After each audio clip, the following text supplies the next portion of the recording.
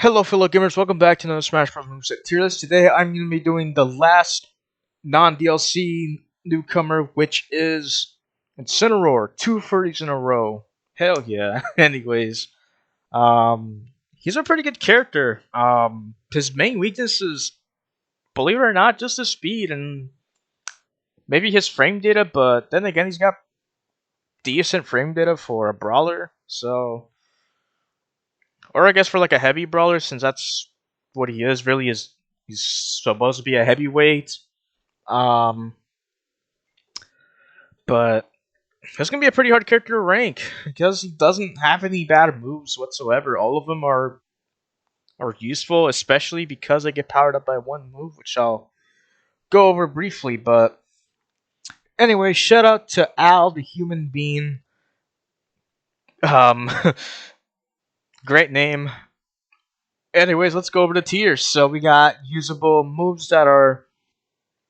Actually, hold on. I should go over one thing. So you guys do know that Incineroar has Revenge right here, which basically powers up all of his moves, every move in his kit. So that's pretty much why he doesn't have bad moves, because they all get powered up by Revenge. So for this list, I'm gonna rank them based on, well, how good they are and also how well they scale with Revenge. So a lot of moves have a lot of high value with Revenge, or even without Revenge, and um, some moves just don't get that same benefit, but can still increase its damage output.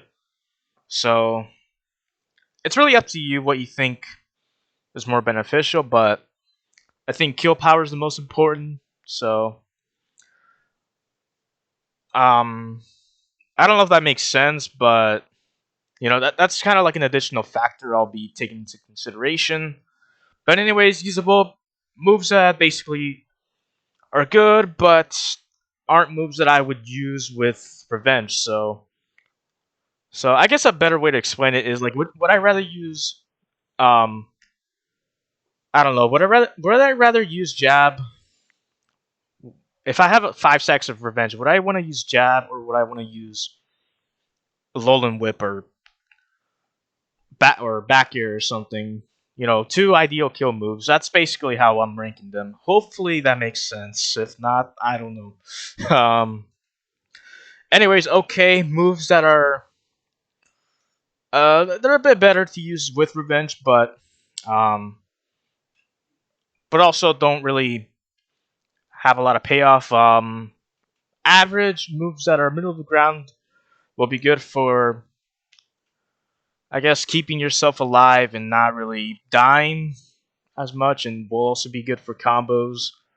Strong moves that will be great for combos and will probably be your stronger kill moves, and then finally broken moves that will basically enable your characters and will allow you to secure some of the dumbest, most early kills in the game. Really, I think Incineroar does, or is capable of dealing the most damage with one move. So okay, so Revenge. So this move basically powers up every single move in this kit, which includes, honestly, it's any move.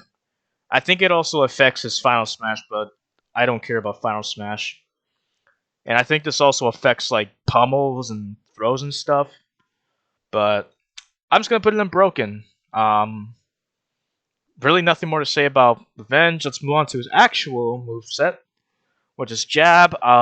Jab is one of his fastest moves. He's got 2 other moves that are the same frame, the same startup frames as Jab, which is frame 5. Um, so ideally, you only want to use Jab as like a quick get off me tool, just because he's a big character. He can get comboed pretty easily. Well, ideally he would get combo easily if he didn't have Revenge, but you only just want to use Jab just to get opponents off you, or as like a panic button option. You can also use other moves like Darkest Lariat to get opponents off you, but it is more laggier, so this is just like a safer version of it, but you lose the kill power and the damage output. So I guess that would be his quote unquote worst move. I don't. It's really not bad. It's this is gonna be a hard character rank, but whatever. Let's just move on. Um, F tilt. It's kind of a slow attack. Frame 12. However, you can angle it, and it is a pretty good kill move. So I will put it in average, but it definitely does lack the range like most F tilts seem to have is range. Um, but oh yeah, and you also gotta hit the sweet spot in order for it to deal that juicy damage. So yeah, if you hit it inside, you'll just I don't know, they'll just fall or something. I don't know. Down tilt will be your main combo starter. Whoops, I did not mean to put it up there. Down tilt will be your main combo starter. It's also intangible on his leg, I believe. Let's have a look. Yep, it is intangible. So it's basically like a sword swipe. Up tilt, same thing. Good combo starter, or also a good anti-air. He can also use up smash as an anti-air if you want to take a higher risk, or you can use up air for that. But I like to use up tilt for early combos and just to deal some extra damage. Um, yeah. Oh yeah. One thing I would like to mention is that F tilt is very good revenge. I think I'm gonna move F tilt up here, and I think I'm gonna put these two down here just because they're only good in early percentages. Once you get to the higher percentages, you want to start stacking up your revenge um just to try to go for kills. So like an F, you can use F tilt for to kill with revenge. Ideally, you don't want to use revenge with down tilt and up tilt just because they will send your opponents way too high, and you won't really be able to get any true follow ups, and unless you're like at early percentages, but high percentages, you want to start going for kills with revenge. Um, but moving on to dash attack, I think this is just a good move overall. Good with or without revenge, you can use it to end combos or to read punishes, and it's even good for like I guess as like a burst option since Incineroar is a pretty slow character. It does reach the furthest, so in some cases you may rather use dash attack instead of like a pivot F tilt or something to get a much further reach. So I believe it also has like a sour spot, sweet spot. Yeah, it's got a linear hitbox. It's also faster, so the options there. Next we got F smash, and it's meh. Honestly, I'll put it in okay. It's a good kill option if you want to go for like a really early kill with like revenge or something at 30%. But it does have like a very weird hitbox. I seem to hit the sour spot all the time. I don't know why. Even though it does have a big sweet spot, I seem to hit the sour spot a lot. It's a bit annoying because you have to kind of space it. You can't just be inside your opponent. So um yeah, I'm gonna put it down in okay. Down smash, it hits on both sides. It's also good for roll read, so I'm gonna put it in the strong tier. Up smash is a very good anti-air, and I think I might actually put it up in strong just because it has very good coverage. So right here, oh, he's also intangible on his arms. Yep, arm intangibility. So very good attack. Moving on to his aerials. Honestly, all of his aerials are pretty good, especially if you have revenge. But Nair is a good get off me option, but not really the strongest kill move unless you're trying to ledge guard. So I'll put it in average.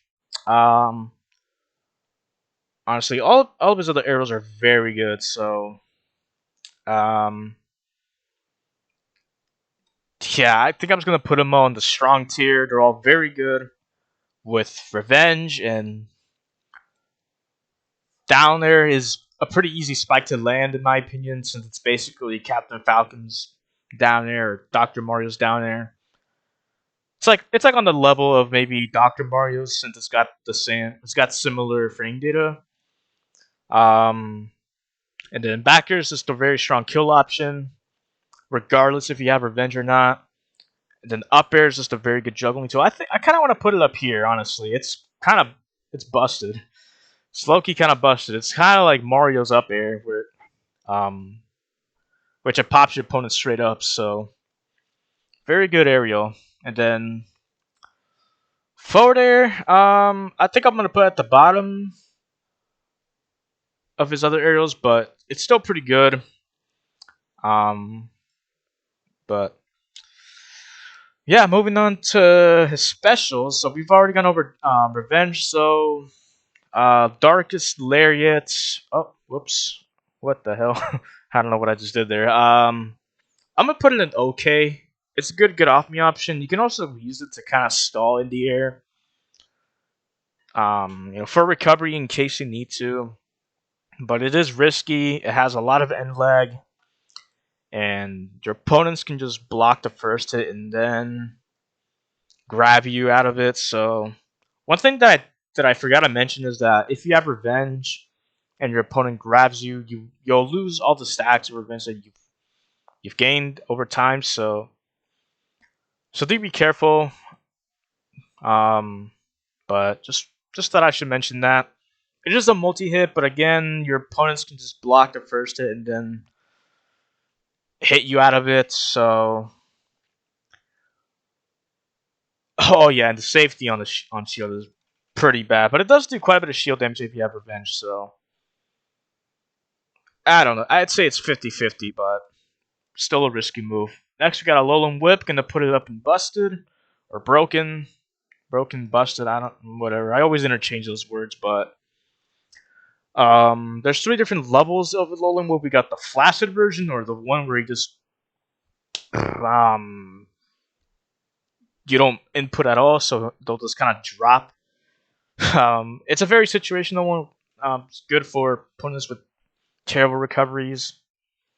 We got the toss version, or the one if you actually make an input but don't time it perfectly, so you just kind of hold it and it'll toss them up. Good for if you're at the top left zone. And then we got the clothesline version, or the one if you get the perfect timing with your second input. That's the one that's the strongest one, and will be the one you're probably going to go for the most, since it does the most damage and the most knockback, and it's also super good with revenge. So I think I might put it at the top of broken, just because it's good even without revenge. So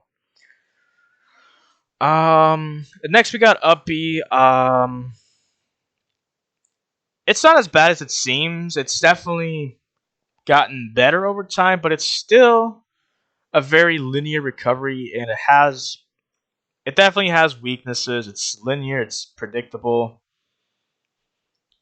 and it's also very difficult to use, since it's different from most recoveries. So it's kind of like Ike's, where you go straight up, but instead of going straight down, you actually go in a diagonal direction, kind of like, well, as you can see in the picture here. So ideally, you can just recover from the bottom like usual, or you can kind of recover from the side, and then as a mix-up, you can do it. You can land on stage to maybe throw opponents off, since it does do a lot of damage. You can also kind of use it as an out of shield option, but again, it's a bit risky. I also found it to be a little inconsistent, so that's kind of why I'm knocking it down to usable. It also wastes your revenge stacks, um,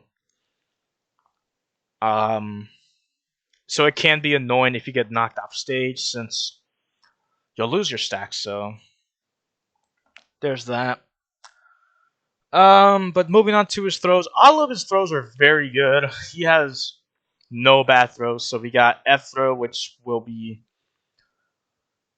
honestly 3 of his throws are kill throws and 1 is a combo throw. So F throw will be used if you're facing right on the right side of the stage or vice versa. It'll be a kill throw.